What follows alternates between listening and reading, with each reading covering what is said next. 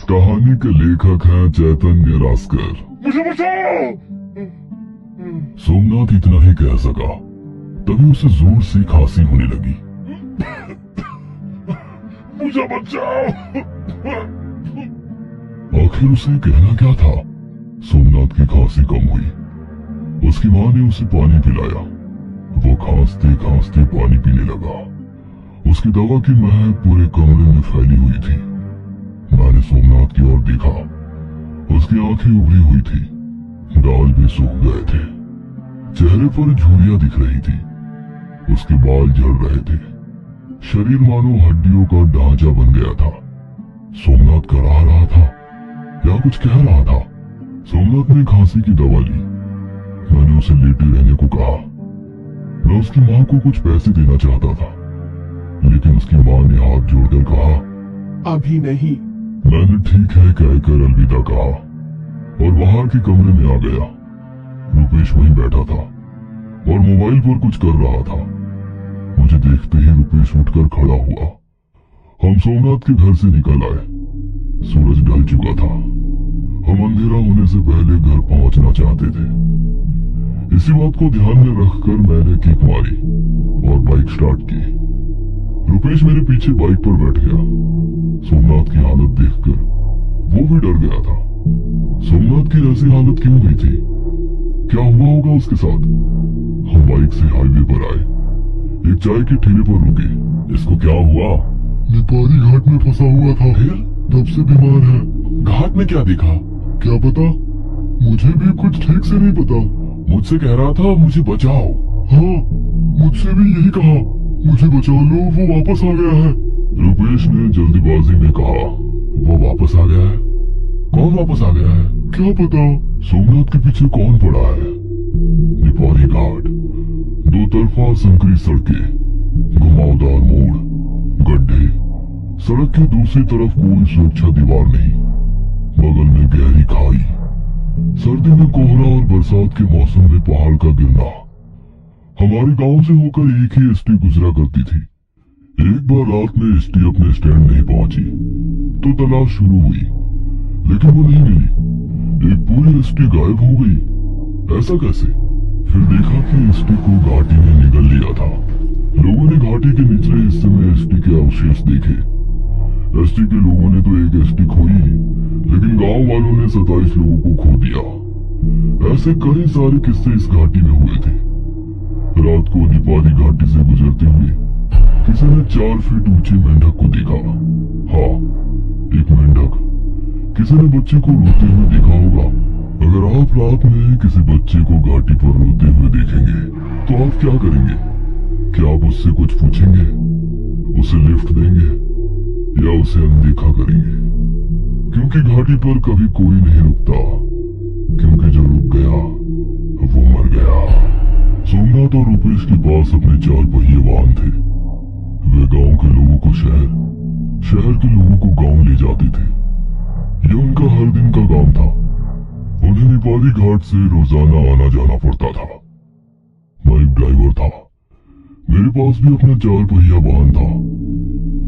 एक रात में निपारी घाट से अकेला गाड़ी चलाते हुए घर वापस जा रहा था। अंधेरा हो रहा था।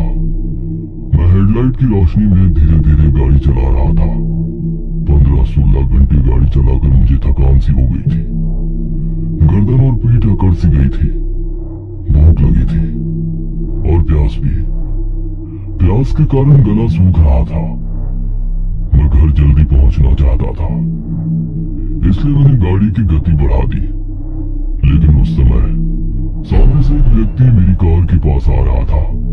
अंधेरा था, आकृति स्पष्ट लग रही थी। क्या वो स्त्री है या पुरुष? लगता है वो आदमी था। उसके कपड़े फटे हुए थे, पैर भी नंगे थे। उसके चेहरे पर खून था या कुछ और, चेहरा ठीक से दिखाई नहीं दे रहा था। क्या वो व्यक्ति मेरी कार की ओर तेजी से बढ़ रहा था, चल रहा था या दौड़ रहा था? मैंने गाड़ी की स्पीड धीमी की, हॉर्न बजाया, लेकिन उसने कोई जवाब नहीं दिया। आखिर मैंने गाड़ी रोक दी। फिर भी उसने मेरी कार पर ध्यान नहीं दिया। मैंने ध्यान से देखा कि वो व्यक्ति पीछे मुड़कर आगे की ओर दौड़ रहा था। जब वो गाड़ी के पास आया तब साफ दिख गया वो पीछे मुड़कर नहीं देख रहा था, लेकिन उसकी गर्दन वैसे ही थी। मतलब उसकी गर्दन सीधी नहीं थी, उसका बायां हिस्सा मुड़ा हुआ था, जिसके कारण सिर का पिछला भाग और बाल दिखाई दे रहे थे, लेकिन उसका चेहरा दिखाई नहीं दे रहा था। इसलिए ऐसा लग रहा था कि आकृति पीछे मुड़कर देख रही है। मैं ये देखकर डर गया। मेरे हाथ कपकपाने लगे, शरीर की मांसपेशियां मानो कसी गई हो। अचानक से मेरा पेट तेज उठा, पसीने से तरबतर होते हुए मेरी छाती बहुत तेजी से धड़कने लगी। मैंने अपनी आंखें बंद कर ली और भगवान को पुकारा। तभी अचानक जोर से शोर हुआ। मेरा सिर स्टीयरिंग व्हील से जोर से टकराया। उसका दर्द सीधे मेरे दिमाग में चला गया। दिमाग एकदम से सुन्ना हो गया। थोड़ी देर झंझनाहट हुई और कुछ ही सेकंड में सब कुछ सुन्ना हो गया। मेरी कार को पीछे से दूसरी कार ने टक्कर मार दी थी। इस दुर्घटना ने मेरी रीढ़ को हिला दिया। मेरी गर्दन में फ्रैक्चर हो गया, इसलिए मैं 2 महीने तक बिस्तर पर पड़ा रहा। मेरी हालत देखकर मेरी पत्नी रेशमा घबरा गई। बाद में मैंने उसकी बात सुनी और अपनी कार बेचकर बाइक खरीदी और गांव में एक चीनी के कारखाने में काम करने लगा। वो टेढ़ी गर्दन वाला आदमी मुझे फिर कभी नहीं दिखा। वो मेरा वहम था या वो कोई भूत था या कुछ और था। उसके साथ क्या हुआ होगा? वो ऐसे घाटी पर क्यों भाग रहा था? बहुत सोचा, लेकिन जवाब नहीं मिला। रुपेश को अपने घर छोड़कर मैं अपने घर वापस आ गया। रात हो गई थी। घर पर कोई नहीं था क्योंकि रेशमा मायके चली गई थी। मैंने रेशमा को फोन किया। दाल चावल पकाने के लिए कुकर गैस पर चढ़ाया और फोन पर बातें करते रेशमा को सोमनाथ के बारे में बताया। उसे बाधा हो गई होगी। ऐसा रेशमा ने कहा। बाधा? कौन सी बाधा और किस वजह से होगी? रेशमा अपने मायके मुझे बुला रही थी। मैं भी जाना चाहता था, लेकिन उसके घर जाना यानी मुझे नेपाली के घाट से होकर जाना, इसलिए मैंने बात टाल दी और उसे गुड नाइट कहकर सो गया। मैं रात को गहरी नींद में सो रहा था, पर ये कैसी आवाज है? ये कहां से आ रही है? दरवाजे से? क्या कोई दरवाजा खटखटा रहा है? मैंने दरवाजा हल्का खोला। दरवाजे की दरार से बाहर देखा तो बाहर कोई नहीं था। हल्की सी बरसात हो रही थी। मेरी बाहर जाने की हिम्मत नहीं हुई। मैंने दरवाजा बंद कर लिया, वापस आ गया और सो गया। मुझे रात में एक सपना आया। सपने में मैं नेपाली के घाट पर दौड़ रहा था, जोर जोर से। अपनी जान बचाने के लिए दौड़ते हुए मैंने पीछे मुड़कर देखा और मेरी नींद खुल गई। इस सपने का क्या मतलब होगा? मुझे सोमनाथ के घर गए 2 दिन हो चुके थे। सोमनाथ की हालत में थोड़ा सुधार हुआ था। उसकी मां ने मुझे फोन पर बताया और मुझे अच्छा लगा। रेशमा को भी घर वापस लाना चाहता था। फिर से उसी घाटी से गुजरना पड़ेगा। अब क्या करूं? मैं उस दिन फैक्ट्री से देर से घर आया। थक गया था इसलिए तुरंत सो गया।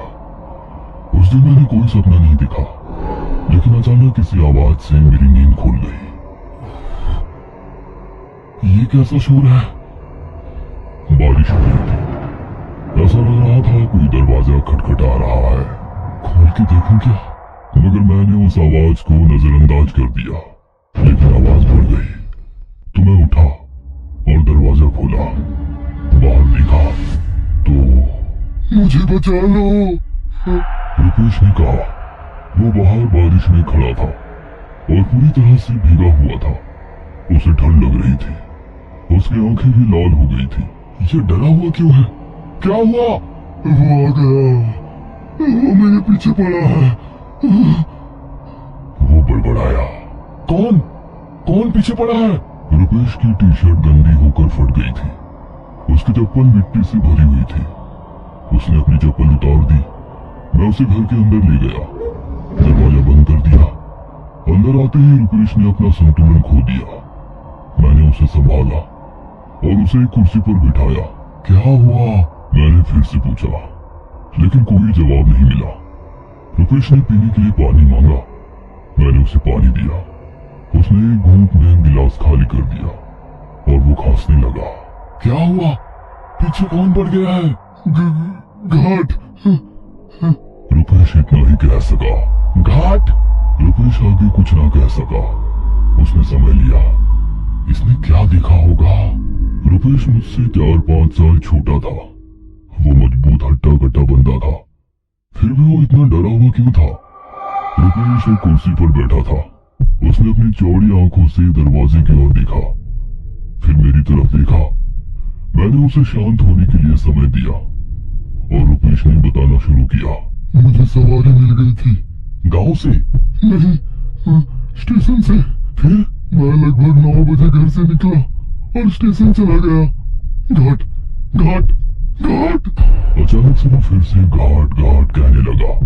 घाटी में क्या? वहां पर किसी ने रोका।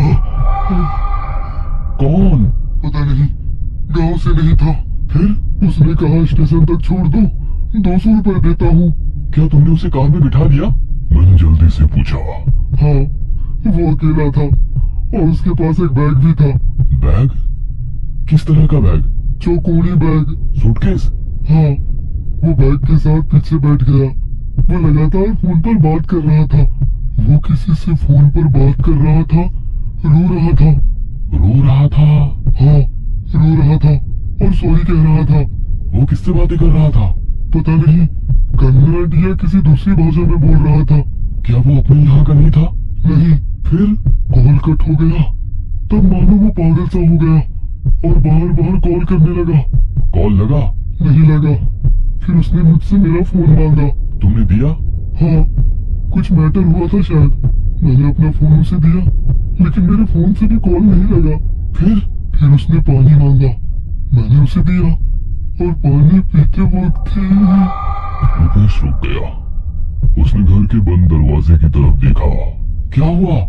पानी पीते ही उसने अपना सीना रगड़ना शुरू कर दिया। सीना रगड़ने लगा? मतलब अटैक आया था क्या? हाँ, वही हो सकता है। फोन कट जाने की वजह से उसे अटैक आया, या उसने भी घाटी में कुछ भयानक देखा। मुझे जैसा दिखा था वैसा कुछ। मैं घबरा गया। मैंने तुरंत कार रोक दी। कहाँ पे? घाटी में ही। क्या तुम उसे अस्पताल ले गए? मैंने पूछ लिया। रुपेश ने नाम से हिलाया, क्योंकि उसने नहीं किया था। तो क्या किया? मैं परेशान हो गया। उसकी नब्ज रुक गई थी। अरे उसे अस्पताल क्यों नहीं ले गए? मैंने वापस पूछा। मैं बहुत घबरा गया था। उसने एक बार कमरे के चारों ओर देखा। फिर क्या किया? मैंने पूछा। मैंने गलती की, पर मुझे बचा लो। क्या तुमने उसे कार से बाहर निकाला? रुपेश ने कुछ नहीं कहा। मुझे जवाब मिल गया। रुपेश इतना डरा हुआ क्यों था? आखिर कौन था वो रहस्यमय आदमी?